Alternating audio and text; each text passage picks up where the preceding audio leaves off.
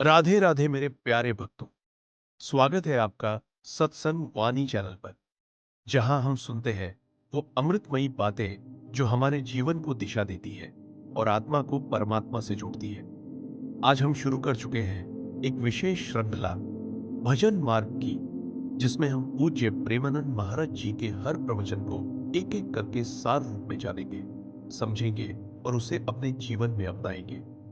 आज है एपिसोड 4 का भावपूर्ण सार संतों की एकांत साधना और गीता का रहस्य। तुलसीदास जी एकांत में उपजा रामचरितमानस। तुलसीदास जी को काशी में एकांत की साधना करनी थी। वहां कोई शिष्य नहीं, कोई मंच नहीं, कोई सुविधा नहीं, बस एक गुफा, एक दीपक, एक माला और राम नाम। वहां कोई तालियां बजाने वाला नहीं था, कोई वाहवाही नहीं। फिर भी उनकी साधना इतनी प्रखर थी कि उसी एकांत से जन्मा रामचरितमानस।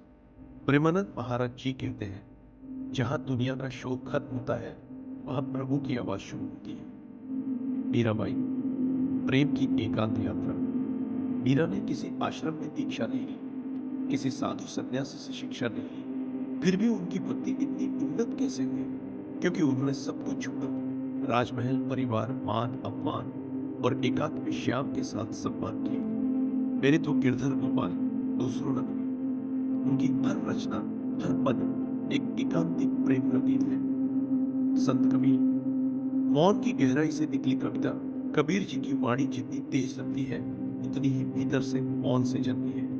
जब वे कहते हैं, जहां ना पूछे ना वहां पूछे कवि, तो उसका आशय है, जहां बुद्धि नहीं पूछती वहां साधना पहुंचती है। उनकी साधना गली गली नहीं थी, वो जुलाहे की चरखियों में थी, उनके मन के एकांत में थी। गीता श्लोक 9.4, दूसरी दृष्टि। अब चलिए फिर से लौटते हैं श्रीमद् भगवत गीता के श्लोक 9.4 पर।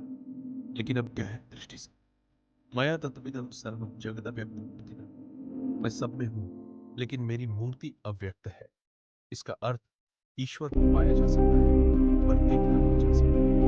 मत्स्थानि सर्वभूतानि। सब प्राणी मुझ में स्थित हैं, पर मैं उनमें वैसा नहीं हूं जैसा वे समझते हैं। मैं उनका हिस्सा नहीं, उनका हूं। एकांतिक साधना का यही मतलब है। कुछ बस अनुभव कर, तो प्रभु पहले से तेरे भीतर। गृहस्थ जीवन में एकांत क्या सब तो कहते हैं, मैं घर गृहस्थ वाला, मुझे कहाँ मिलेगा?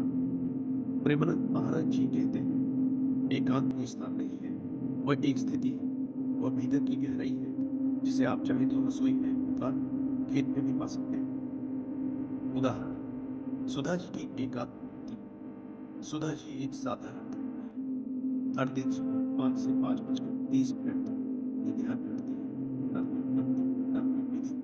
बस आंखें बंद, श्वास पर ध्यान। मैं पीना है, ये आधा घंटा मुझे मेरे भीतर के परमात्मा से जोड़ता है। सी, आप किसी भी परिस्थिति में एकांत आपके भीतर उत्पन्न हो सकती है। व्यापारी राजीव, वैराग्य विष्णु। राजीव जी एक बड़े व्यापारी थे, लाखों कमाए, ऑफिस, कार, बंगलों से जीते, फिर भी भीतर एक खालीपन। उन्होंने 15 दिन मान वहां मोबाइल बंद किया, ध्यान किया, लौटकर सच्चा सुख, पैसे मिले, परमात्मा मिले और वहीं से शुरू वैराग्य, जो केवल एकांत जगह सकता है।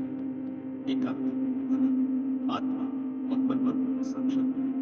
जब आप मौन में रहते हैं, कोई शोर नहीं, कोई भीतर शोर नहीं, तब भीतर से एक आवाज आती है, मैं कौन हूं?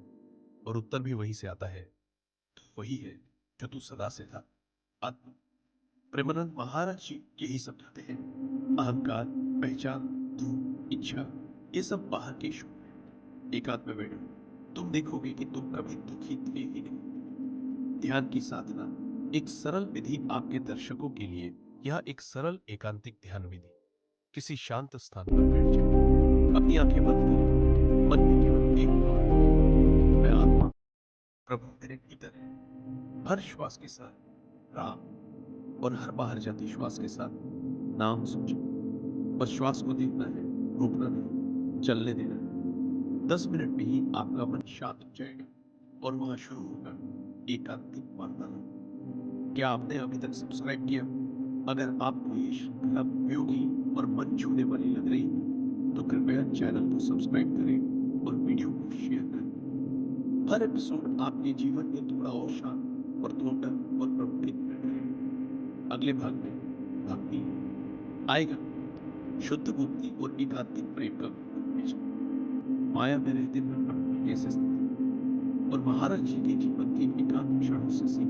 राधे राधे साथियों, अगर एक आपकी ये बात आपके मन को छू गई तो कृपया चैनल को सब्सक्राइब करें, वीडियो को लाइक करें और शेयर करना ना भूलें। आपका एक छोटा सा समर्थन हमें हर दिन ऐसे ही भक्ति रस से भरे वीडियो लाने की प्रेरणा देता है।